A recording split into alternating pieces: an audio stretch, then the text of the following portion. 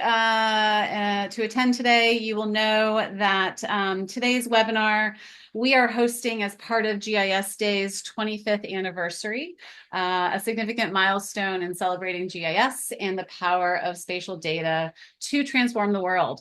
And just like the holiday season we know so well kicks off in November and carries into December, so does celebrating GIS Day. You probably celebrated it back in November, but we are just going to keep the festivities going. This live session today is hosted by a few of our IT, cloud, and Esri experts who I will introduce shortly as we kick off this webinar, but not quite yet. Just so you know, I am Jennifer LaRue. I am your logistics coordinator. We have a few housekeeping things. I just want to make sure that if you have not attended a Zoom webinar, you have a toolbar at the bottom of your screen. If you're not hearing me or seeing me, you might want to just restart or come back in. If you continue to have technical difficulties, I would advise you to use the chat and we'll try and help you out. But also orient yourself to the Q&A tab on the Zoom toolbar. That's where we really want you guys to interact with us and ask questions. A large portion of this is for you to ask our experts, and we'll get to that in the second half of this webinar. We are recording today's session, so if for some reason there's one piece of this or all of it that you want to listen to again, we will make that available to all registered attendees. We'll send that out via email so that you can play that back later. First, just a little bit about ROK Technologies. We specialize in taking GIS to the cloud, focusing exclusively on architecting, deploying, and managing ArcGIS Enterprise and desktop applications in both cloud and hybrid environments. As an Esri Platinum Business Partner and the one and only Kubernetes Specialty Partner, we have over 160 global clients across Esri's key industries, and our certified experts deliver cloud-first solutions with a client-first approach. And I'm sure the gentleman will talk about a little bit more about that later. Really quickly, your speakers for today's webinar, tips and tricks to optimize your ArcGIS Enterprise for speed, include Jason Harris, our Chief Technology Officer, who is a seasoned leader in both cloud-based GIS infrastructure, specializing in system design, implementation, optimization, and is the architect behind ROK's scalable managed cloud services platform. Jason Hansel, results-driven solution architect with over 17 years of experience in software configuration, cloud migration, system design, and leads the ArcGIS Enterprise Solutions at ROK Technologies. And last but not least, Miles Harris, GIS cloud engineer with nearly a decade of experience in architecting cloud-based enterprise solutions, leveraging AWS, Azure, and automation to optimize performance and scalability. Obviously, with a little bit of that overview, you'll understand why these gentlemen are here to speak to you today. Very quickly, the agenda is really to focus on strategies. Through those strategies, you will hear kind of common scenarios and problems, as well as some best practices.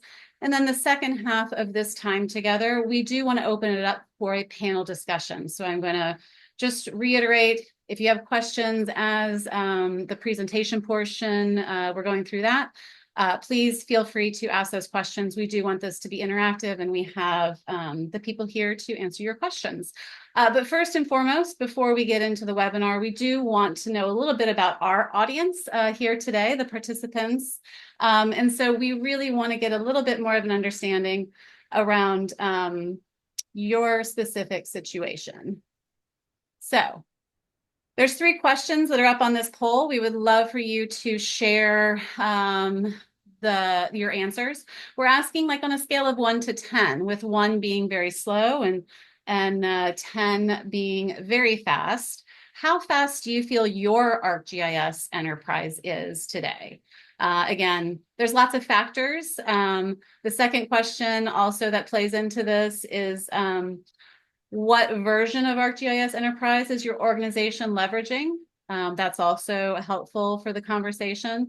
And then finally, what do you think the core issue is that you have impacting speed? These are just some questions that are helpful to understand from your perspective. What are you here today to hopefully learn, and potentially what questions might you have for our panel discussion? Um, Yeah, take your time here. Answer. Obviously, there's no right answer. It's just sort of what you think. Maybe you think you have a smoke and pass enterprise, but maybe your users don't agree, or maybe it's the other way around, right? yeah, it looks like the majority, we have about 34% who feel like they're about around a 7. We definitely have some who are definitely below that. Most participating today, it's split between 10.9 and 11.3. Are most of our participants are falling into those two. Um, and I think as we talked internally, adding all the things seems to be tied with data. So data and all the things seem to be those issues that are plaguing our participants in today's webinar. I'm going to leave it up for just another minute to see if any of those percentages change a bit. Nobody has jumped into 11.4 yet. Interesting. I can't blame you. Although I must say, I just did the first upgrade for a client to 11.4, and it went quite well. All right, I think we've got most of the participation. So I'm going to go ahead and end this poll. And awesome. Okay, so with all of this expertise and all of this information now, we are excited to dive into today's webinar, tips and tricks for optimizing your ArcGIS Enterprise for speed. And without further ado, I will hand it over to Jason Harris to get us started. Hey, thank you very much, Jen. Really happy everybody was able to make it. For this next section here, I am going to go off camera just because it's going to be too distracting for me to go over the slides and also look at the camera. So let me turn that off, but I will be back on camera at the end. So, okay, there we go. Um, so again, thanks for the intro, Jen. We really do want this to be extremely interactive. So as we're going through these slides and you see things that maybe you think you should ask a question, please type it into the little chat box on Zoom. We definitely want to get as much very, very interactive. We want to have as many questions as possible because we set aside a pretty good amount of time at the end to just go through and answer everybody's questions. So when we talk about ArcGIS Enterprise performance, right? What do we mean? Um, well, I think it's probably safe to say map service draw time is probably the biggest indicator of performance when it comes to an ArcGIS enterprise deployment. Um, so that's kind of the first bullet that we're going to run through. And then we're going to talk about some of the more general best practices that we can look at when we're taking a look at the overall enterprise. So let's just run through a couple of these little scenarios. Again, first and foremost, let's talk about map service draw time. What's the complaint that every ArcGIS administrator gets, right? My map service is running slow, right? We have to deal with this all the time. That's what we do collectively is we tune our clients' ArcGIS enterprises to make sure that they're absolutely as fast as possible. This will be, of course, the number one complaint if we're managing it, or if you're managing it, or it's on premise, or if it's in the cloud. No matter where it is or who is managing it, someone is going to say my map service is running slow, and it's going to be your job to figure out what is causing that issue. So we have outlined a couple of things here. We're going to run through it, but I will start off by saying there is no single one magic bullet. There's no tool that's going to fix all that stuff for you. Um, so let's dig in a little bit. Again, my map service is running slow. A really good rule of thumb when you're starting off taking this complaint from someone Their service is running slow. The very first thing that we're going to do is open up that pro project that was used to publish the service. So if you open up that pro project and the map draws slowly, it's a pretty good assumption that it is going to render slowly in ArcGIS server as well. So what we can do, let's kind of dig in. What are the things that we're going to check for? So when someone reaches out to us and asks us to check on a particular map service, I think it's probably pretty safe to say that we have a good general order of operations of things that we're going to start to investigate, right? Again, there's no magic bullet, there's no fix all, but there are a good list of things that we can do. So the very first thing, like I just mentioned, is I am going to open up the pro project that correlates to that service that we've published that's running slow. So if you're lucky, you open up that project, it's going to smack you right in the face, right? It'll be immediately obvious why something that service is running slow, right? If you watch that, loading indicator in that pro map, um, if that thing is still spinning, you ain't winning, right? That was a cheesy line I came up with just like a minute ago, so forgive me. Um, if that little thing is spinning, that means your map is drawing still, and that means in ArcGIS server, that thing is still going to be spinning in ArcGIS server. You might have to wait 2 or 3 or 4 or 10 seconds for that map to draw and get to your end user, right? That's not good. That's what we're trying to fix. So let's take a really methodical approach here and look at each layer individually to see if it is causing the slowness, right? Let's look at this thing as a whole, but also look at each layer individually. The general idea here is, are you pushing too much data? Are you trying to draw too much at one time? So good rules of thumb, check your scale dependencies. Don't turn on your big, giant, heavy layers at a full extent, right? That should be obvious, but sometimes it's not. Sometimes I forget.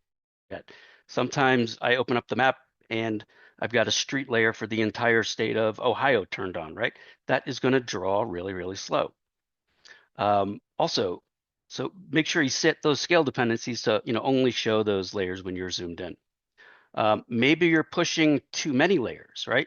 So you've got a public facing map service that might have 25 different layers in it, and leave it to a user, they will do it. They will try to turn on every single layer you have available, and that's going to draw really slowly. It's going to drag down draw times. It's going to be a bad experience. So don't have too many layers in the service if you can avoid it. Um, have you ever had to deal with just a layer that would not draw no matter what you did, no matter how you tried to tune it? It's very possible that it's based on the complexity of that data. Um, we're going to dig into this a little bit more, but your data might have too many vertices, might have too many curves, too many points. It's totally not needed for that map, right? The two of the ones that we most commonly see with unneeded geometry, so to speak, are things like contour lines and, believe it or not, FEMA flood zones. These are created in such a way that they are so precise and there's so much geometry jammed in there, it can totally bog down the server. It's pretty bad. Also, I missed reprojections on the fly. Maybe your data is in state plane, but you're serving it out in Web Mercator. That's just a little extra work that server has to do when it's serving out those maps. It has to reproject it, right? A good thing to do would be if you're going to serve a map out publicly, make sure that it's in the same projection that you're publishing. Data accessibility. Where is my data coming from? Can you get to that data easily? I know that might not make sense, but so we're going to dig into this topic a little bit later on during the best practices. And lastly, you might just have bad data, right? That layer might be drawing slowly because it's just bad data. So what can we do about that? We'll talk about that, but the goal here is to just go through each layer, see where the issue is. Once you fix it, go ahead and just republish. So let's take a little bit of a deeper dive. If you see a layer and it's taking a long time, what are some of the things that you can do to sort of diagnose what's going on? Um, this is what's going to impact the performance the most. First, so if you're working with SDE in a enterprise geodatabase, and particularly if you're working with traditional versions, make sure that you are routinely compressing that database. If you aren't, that means that the database is working serious overtime trying to piece together all your data from multiple tables in that database, and this is really going to slow you down, right? Next little tip, if you're working with spatial views or if you have a table join inside Pro, you're joining a table to an existing layer, or if you've got a spatial view in the database, you absolutely have to make sure that those join fields are indexed, right? This is going to dramatically increase your performance, right? Um, and don't forget, since you've got those indexes, or maybe you didn't have an index, create the index, but maybe you already had those indexes, but it's still slow. Let's not forget, you got to have proper data maintenance, right? You need to make sure those indexes are being built and optimized on a regular basis. Maybe it's been a couple of months since you even looked at that index. I'm sure it's by now worthless, right? So make sure you get in there and reorganize and optimize those indexes. Um, have you ever just seen a weird layer? It just doesn't draw quick, and you can't really figure it out. One thing to put in the back of your head is check on the spatial index, right? That spatial index we have seen, they just sometimes they go bad. So if you're in doubt, rebuild that spatial index. Um, Generalize your data. And I mentioned this in the previous slide. This is one you should not overlook.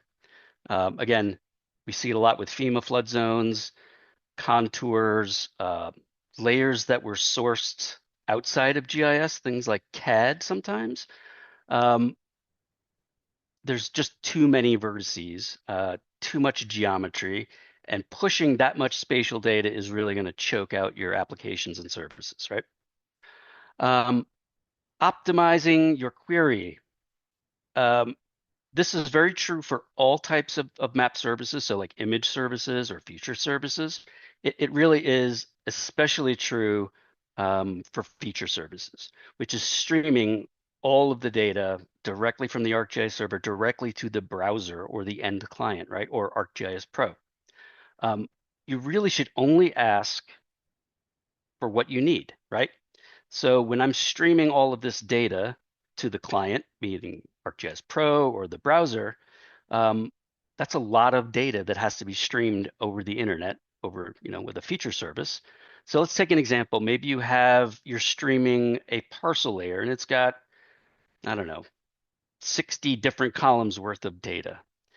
Think about that end user. Does that end user need all 60 columns of that data? Right? Do they need to see all that stuff?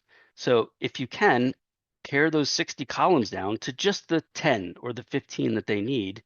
That's a lot of overhead that you no longer have to send over the internet. So you really want to optimize that query. It will save you a huge amount of time. Long story short, only serve out what is needed to be served out. Don't send any extra stuff, right? Um, Next, we're moving down into some of the kind of the lesser known data issues, but surprisingly, we do run into this fairly often. Again, when I was talking about, generalizing your data, um, things can act wonky if you've gotten data from other sources, like CAD is a big one, or other formats. Um, it may be great data, but it may not be really good GIS data, right? So if something's acting wonky, little quick pro tip, open up that repair geometry tool that's in Pro or desktop, and run that through the geometry repair tool, right? Um, it will go in, it'll scan it and look for things like, non-simple geometries or dangles and things like that, and it will attempt to repair it. I've seen this save the day many times. There's always just another quick tip. There's two types of checks you can do. There's the Esri default method, and then there's the OGC method. use the OGC method. It tends to find a lot more issues than the default Esri method. And then last on the list, this is when you're getting desperate. If all else has failed, if you're looking at a layer and it's still drawing slow, you've checked everything. One quick thing you can do is just export that data to a file geodatabase, right? And if it's already in one, just export it to a new one. Now, I'm not exactly sure what's going on behind the scenes here, but it tends to go through a lot of checks and validations and optimization when you export it into a file geodatabase. I'm assuming that's what's going on. It really has worked for me in the past.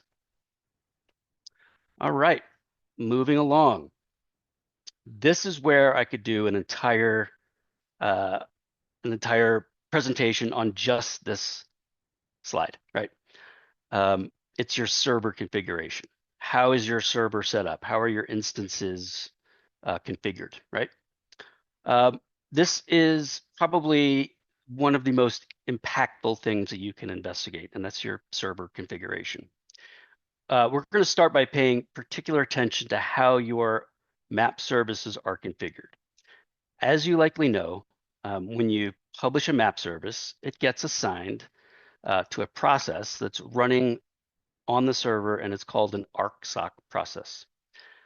This process sits, it waits, it's ready, it's standing at attention for people to send it requests. When that request comes in, its job is to immediately respond, and then it sits and it waits for the next request.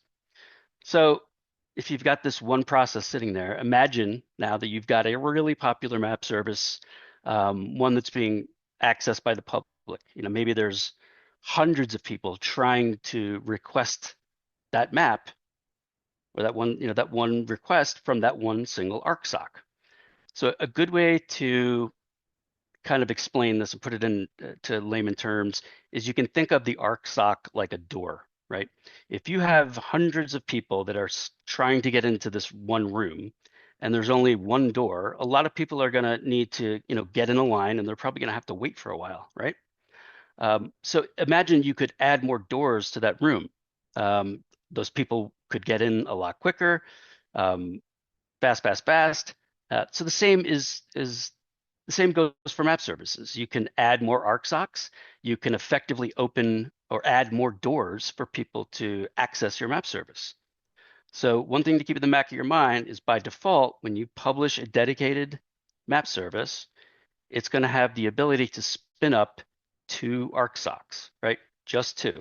It'll start with 1, but as more traffic comes in, it can spin up 2. But depending on the traffic that you're getting, it's possible that you may need to bump that up to 4 ArcSocs or potentially even 6, right? 6 doorways to allow 6 people simultaneously to come in and ask for data, right? However, don't overdo it.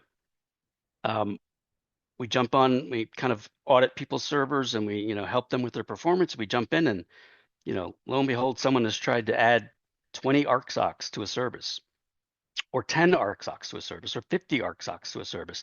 That is not going to give you better performance, okay? It's actually going to likely hurt your performance by taking valuable resources away from other map services. I guess what I'm saying is if you are able to saturate 10 ArcSocs, right? If you were able to, the CPU is spinning on 10 ArcSocs at one time, you probably have some bigger fish to fry. And you're not going to solve this by just adding more ArcSocs. That is going to hurt your performance. So I mentioned taking resources away from other map services. Now, that's an issue because as you publish services, each one of those ArcSocs that gets spun up on your server is going to reserve an amount of RAM. And RAM is a pretty precious commodity on a server. You need it. You need to keep it. So if you run out of RAM, you might as well say just goodbye to your server. It's going to crash, right? You run out of RAM, that's exhaustion, overflow, or resource exhaustion, and it's going to crash. So thankfully, we have some options on how we can mitigate this type of situation. So like I mentioned before, when we publish a service, it gets a dedicated ArcSoc process on the server. This process is there, it's sitting, it's waiting, it's going to serve requests right away. But at the same time, it's also reserving a lot of RAM for that privilege of being ready, right? It's got to reserve a good amount of RAM.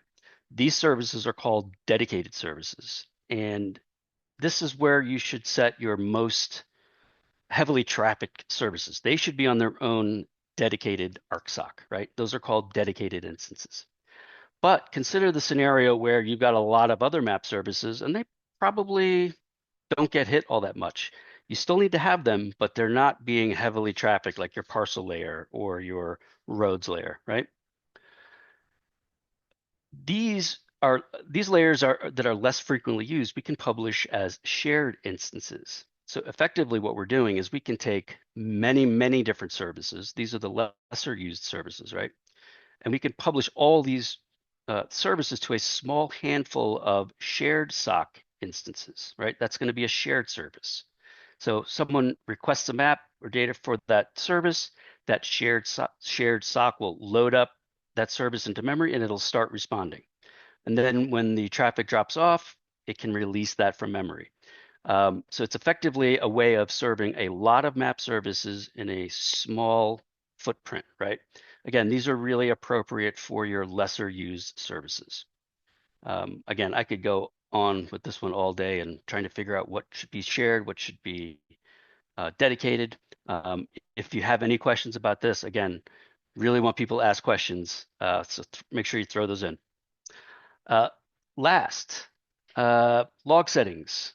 Don't overdo it. If you've got debug logging set on your ArcGIS server, that thing is writing a lot of data out to log files constantly. If you don't need debug, which you likely do not unless you're really, really, really trying to figure out an issue, set that back to fine, right? That's a little bit more reasonable. So don't do any debug logging.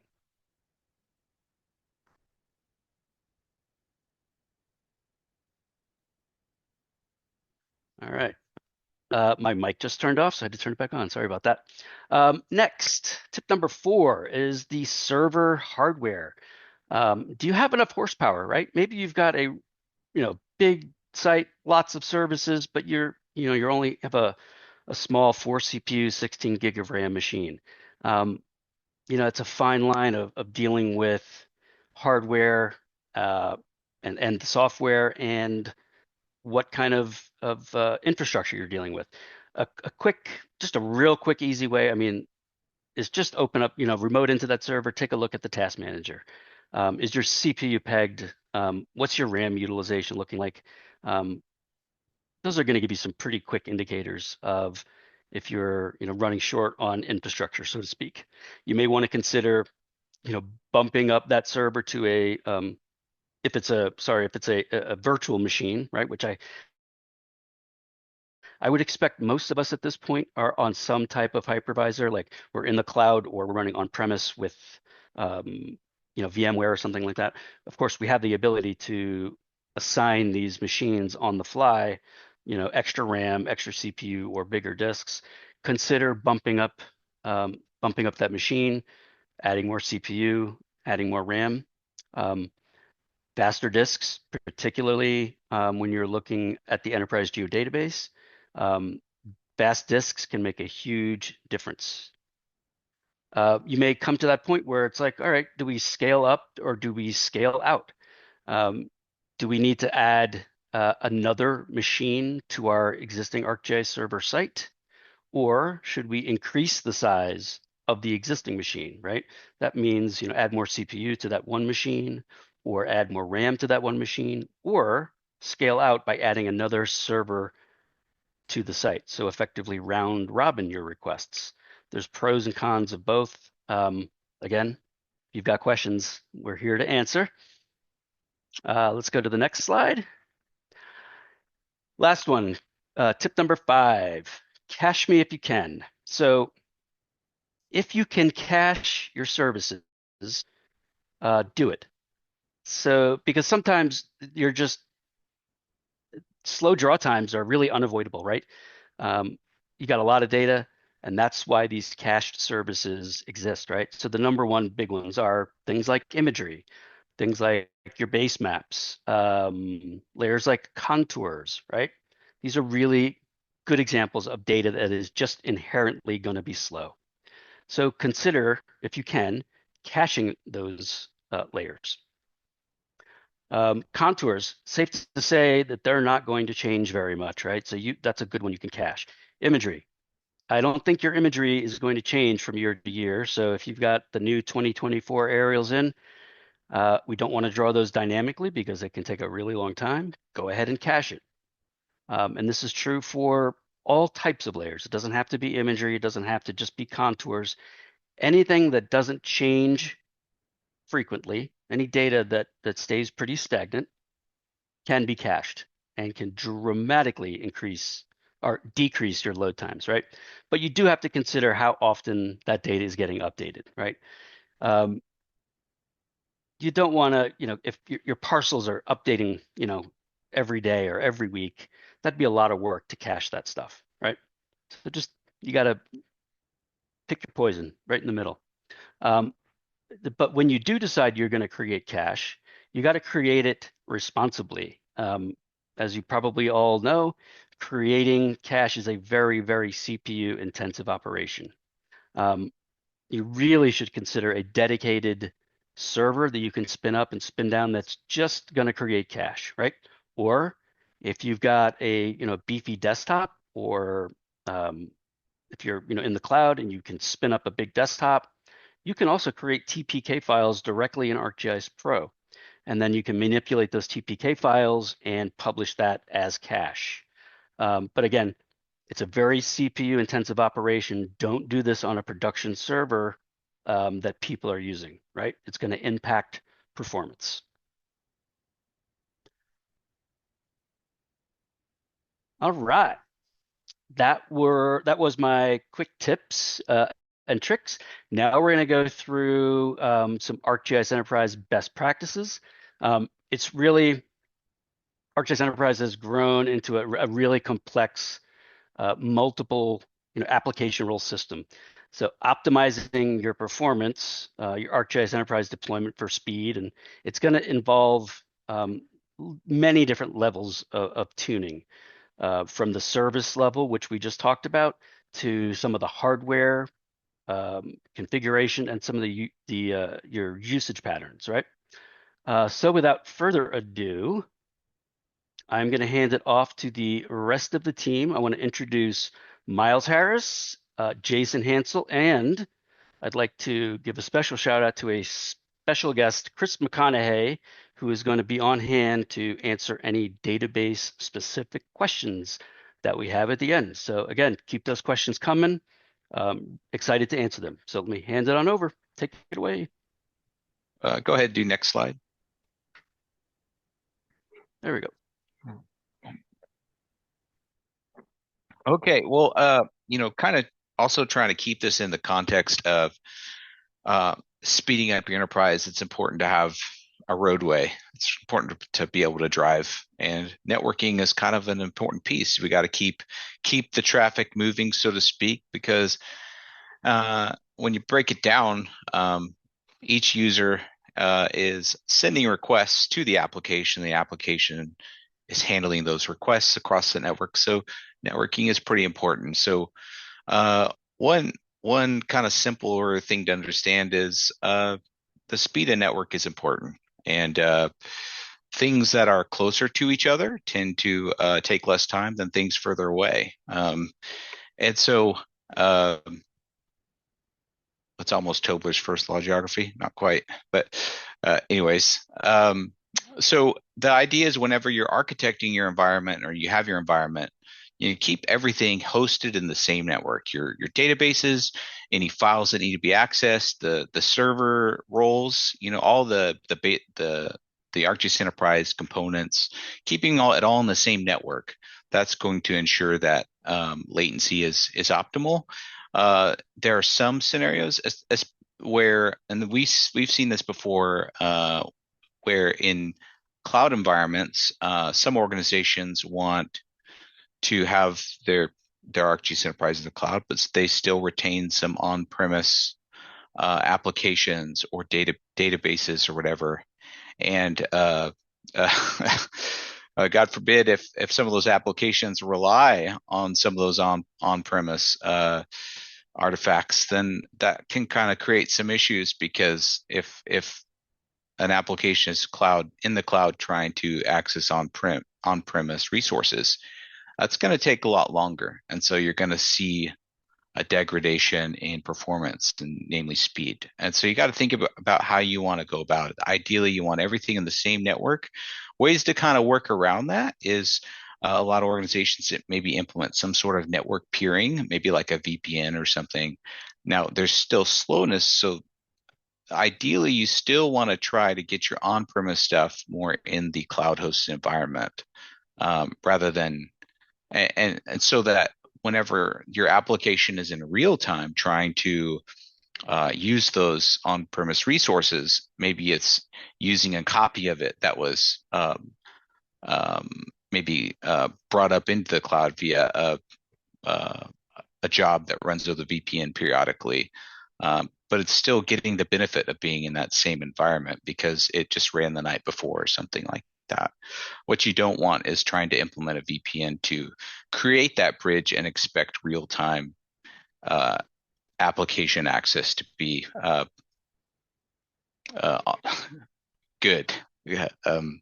So there's a lot there, but the takeaway is to keep everything in the same network, in the same hosted network environment. Another thing is, and this goes back to caching, what Jason touched on before, and that's using setting the HTTP response caching. This is new, starting at version 11, with the object data store. You can enable response caching for your services. So response caching is a backend mechanism. It stores the results of, say, a query. So when the same query is made, the server can just provide the stored answer instead of processing the requests again. So ideally, you want to focus on static assets, but it's the same thing. And so what happens is the response is made, and then that response gets stored in that object store. And so that obviously cuts down on work that the server has to do to provide the request, to service the request. So the other thing I want to touch on is, this is all kind of sort of related, but load balancing, that's another way to sort of offload some traffic. If there's some benefits, some of it are more security. When you think of like defense in depth, and incorporating a load balancer is another layer. But as far as networking and managing traffic, load balancing at its core is managing traffic, routing traffic from one server to another. So that leads into kind of redundancy. So as requests come in, and you have a high volume of requests, that maybe necessitates the need to look into more redundancy, either at the web adapter level or at the ArcGIS server level.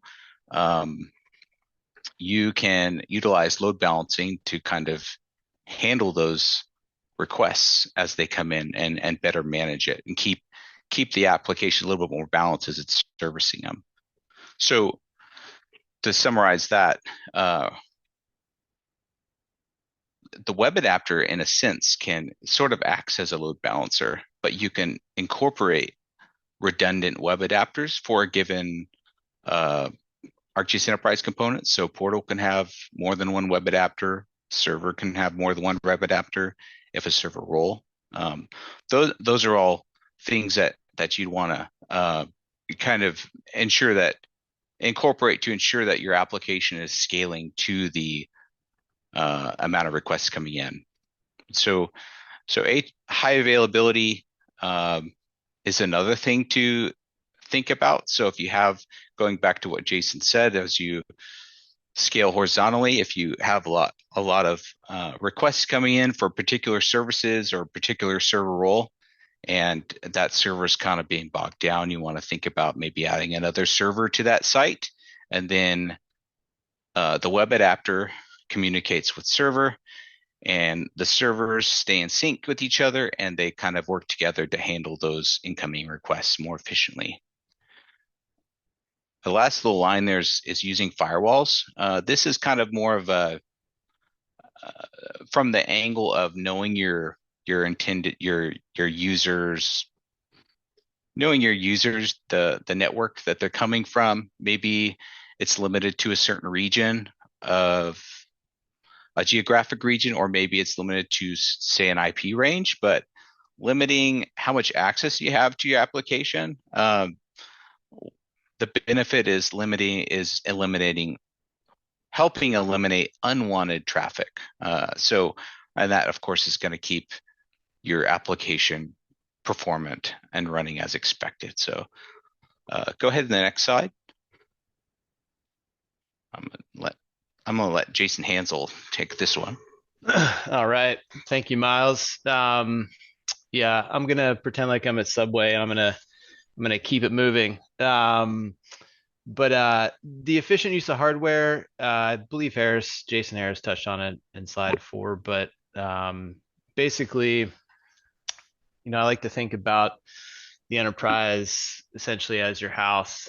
And, if you wouldn't buy a 5-bedroom house with just, 2 people, you'd want to basically scale your servers to accommodate your enterprise. So check the system requirements in the documentation.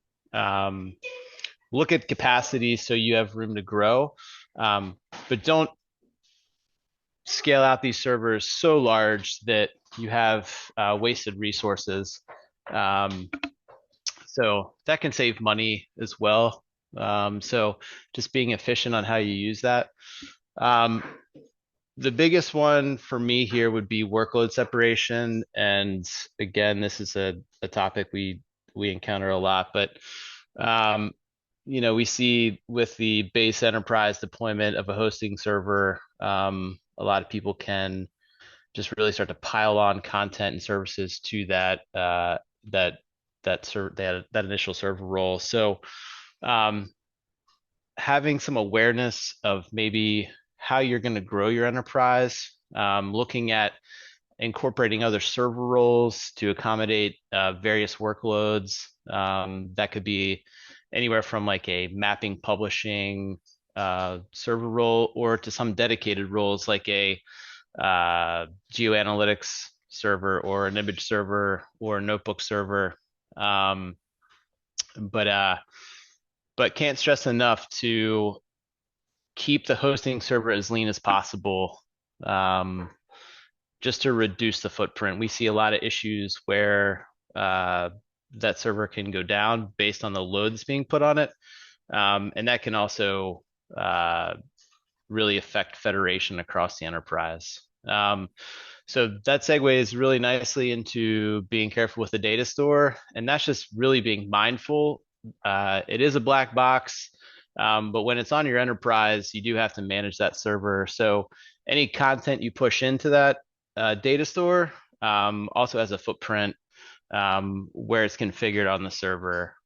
So we've seen some pretty large data stores in excess of 500 gigs. So understanding what happens to a hosting server or a survey when you attach images, where all that goes.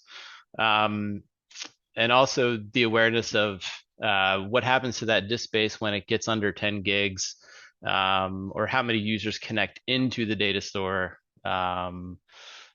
is paramount.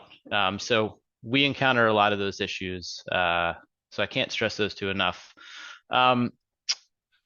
Another one would be data governance. And this might not be for everybody, but larger organizations where you've just got multiple people working on various projects and tons of content is pumping into your portal. The portal is a content management system in of itself. So establishing some standard policies and procedures to manage this content on the onset is very important with these larger portals that we see.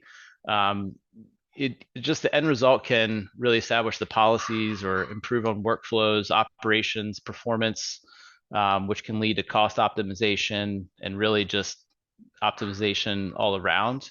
I would really look into that if you feel like it's the wild, wild west in your portal, to kind of pull it back and set some standardizations. There's great resources online. So if you have any questions, please feel free to hit us up on that. And then kind of under the governance, another segue would be item details on content. And that's just really defining what the content is. If you have some content hanging out on your portal for 3 years and you're trying to figure out what it's being used for and it doesn't have any tagging, it's not marked as authoritative, you don't know what it's doing, really it can make it hard unless you're looking at reports to establish the frequency of usage.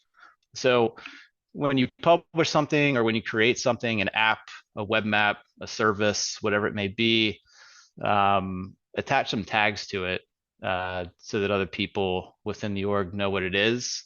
And then if it is authoritative, mark it as such so that it's, not going to be deleted. And then if it can be deprecated, you can also mark that. So I think that's very important as well.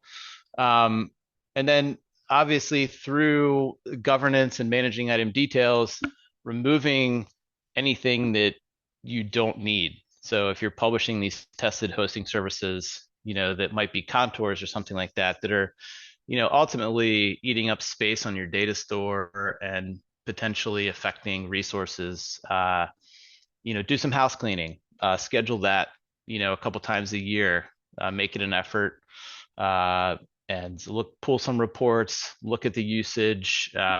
There's built-in reports in Portal. Also, the Enterprise Reporter, the tool that Danny Kraut developed, that's a really good resource to understand what's going on. We can help you with that too as well. But yeah, I would recommend cleaning out as frequently as possible. And then auditing your enterprise, and that's really just understanding what's happening inside. So check logs, run health checks, check out operational health, make sure that federation is validating. If there are some logs that need attention, address those. And then also, keep up to date with patches. We see that a lot where different clients, they don't patch their environment, and major releases will address the previous release with all the security patches and quality of life. But if you're in a version and the patches come out, apply those. They will help you out. So yeah, Miles, I'm going to kick it back to you. Okay. All right. So this one, I feel like the most important one on this slide is build your friendship with IT. Your organization do. Buy donuts something. I feel like that's the age-old conflict of GIS and IT not getting on the same board sometimes. And there's just so many benefits that come from that. And ArcGIS Enterprise really, in my opinion, demands that kind of collaboration. So make friends in IT. Antivirus, I want to briefly touch on this. So as ArcGIS Enterprise is running, if antivirus is scanning all the time, that's going to have an impact. It specifically has an impact, may affect slowness with like if you're installing or configuring software, or if there's an update, or if you're creating or restoring backup files, or if it can interfere with map or scene service tile creation. So the ArcGIS Trust Center, they have some good documentation on like what kind of exclusions to look at setting if you can do that, and that really helps it. Monitoring disk space. As the disk space use up, other resources are all trying to use the same space, and that can cause applications to kind of bump into each other and not necessarily perform, and just kind of get in the way of ArcGIS Enterprise kind of performing. And so it could have an impact. Patching, know when your update cycle is for operating system, because if you're trying to use it, God forbid you're trying to access the system while your updates are occurring, then you're going to have some problems, maybe even accessing, or the updates occur and the updates don't take very well, and so you want to make sure that you understand what those updates were doing, and have a plan to roll back or uninstall them. And then the next one, monitoring service and application usage. As the more you use ArcGIS Enterprise, this is with every organization, you're going to find that the organization is going to continue to grow and scale in its usage, and you want to understand that. And then on the back side of things, you want to make sure all of your infrastructure and stuff is meeting the needs of that scaling. So, and then the final thing on this slide is scheduled tasks. If you have scheduled tasks running on a component machine, say ArcGIS server, maybe it's a Python script leveraging the handy dandy Python runtime on it, then you want to do it at a time that no one's really using it. Otherwise, that could potentially bog down the system, bog down some resources, and cause degraded performance as users are trying to do that. So be mindful of when updates are occurring, whenever maybe scheduled tasks are, that kind of thing. And that's all I have for this one. All right, I'm gonna send it home here. So last two things real quick. Snapshots are a must. Can't tell you how many times we have relied on snapshots to restore servers or enterprise, that type of deal. Daily is best, obviously. Before you patch, make sure you have snapshots and backups, just in case anything goes sideways. You can fall back on those snapshots, and then upgrades as well. And we've seen in both instances there can be an issue, so it's highly recommended to use the snapshot. The second option would be WebGSDR. That would be like the backup to the backup. I'll be honest and tell you that probably 0.01% of the time we've had to use WebGSDR for the purpose of a patching or upgrade issue, just because it's more involved to restore. But I would like to create some awareness around those of you that aren't familiar with WebGSDR.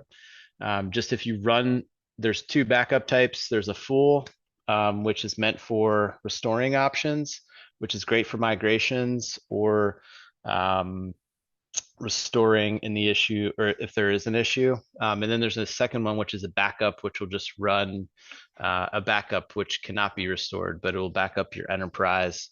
If you do run a full backup, though, be mindful that the transaction logs within the portal's database will continue to grow. So it can and it will bloat your directory wherever portal is configured, and eat up disk space. So you have to run that periodically. So the recommendation is, if you do have to run a full, run a backup, and that resets it. And I'll end on that. All right. We did not leave quite enough time at the end, but we are able to run over. We do want to get to some of the questions. There's lots of great information in there. And so obviously we did not want to cut that short either. But gentlemen, I'm going to open up the floor if you want to hop on your cameras and say hello to everyone. One of the questions that came in more recently, could you elaborate on how the OGC validation repair geometry is a better option for cleaning CAD data? Well, You know what? It's a great thing that we have Mr. Chris McConaughey on here. He's the data expert. I knew he would come in handy.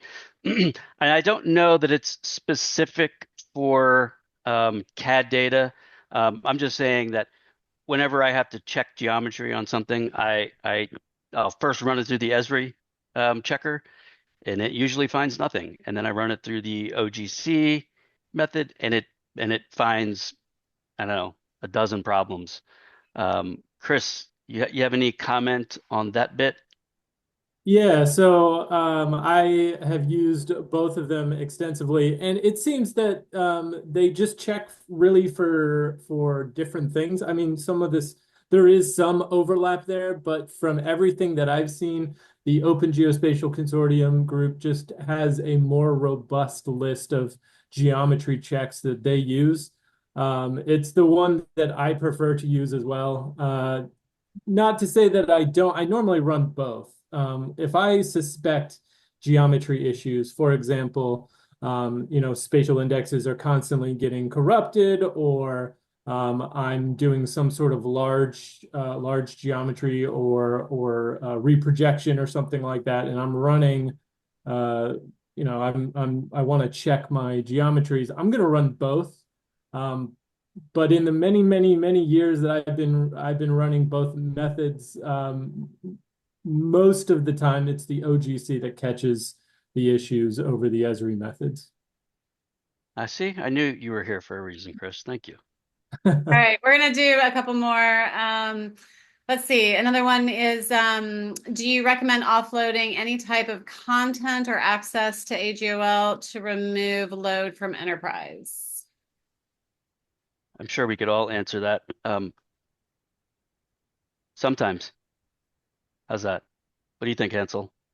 Yeah, I think depends on if it's going to be hit uh, by the public. It depends on the usage, but if it can be pushed to AGOL for that purpose, I would recommend it. Yeah, I would say if it's something that is going to get so much traffic Mhm. that it could potentially take down your server, then yes, push it to AGOL as a hosted feature layer and serve it from there. Leave the rest of your critical infrastructure segregated from that service if it's possible. Okay. Let's see. There's a question about network latency. Is there a magic number in RTT milliseconds where you can be sure it will cause problems? Client WAF to map service? I don't know if there's a magic number. Yeah, that's what I was gonna say. I'm not aware of a specific magic number I in my think, experience anyways. yeah, I think the rule, the big rule of thumb here is if you've got the ArcGIS server or ArcGIS Pro or whatever it is you're consuming that data with in the cloud or in one data center, that data needs to literally live next to the server, right? The database needs to be right next to the server. Don't try reaching across a VPN or even sometimes like a direct connect if you're on AWS or uh, express route on Azure. It's still, there's going to be latency between those two. They need to be as close as possible, sit right next to each other. Okay. So I don't know that there's a magic number, but Okay, I think there was also a part two to this. Does network latency have more impact on Esri utility network specific services? EUNF and UNC22 data model. Did I say those right? you probably need to update your flux capacitor when that happens. No, I'm just kidding. Okay, so the utility network is very resource intensive, right? Everything is being served out with feature services.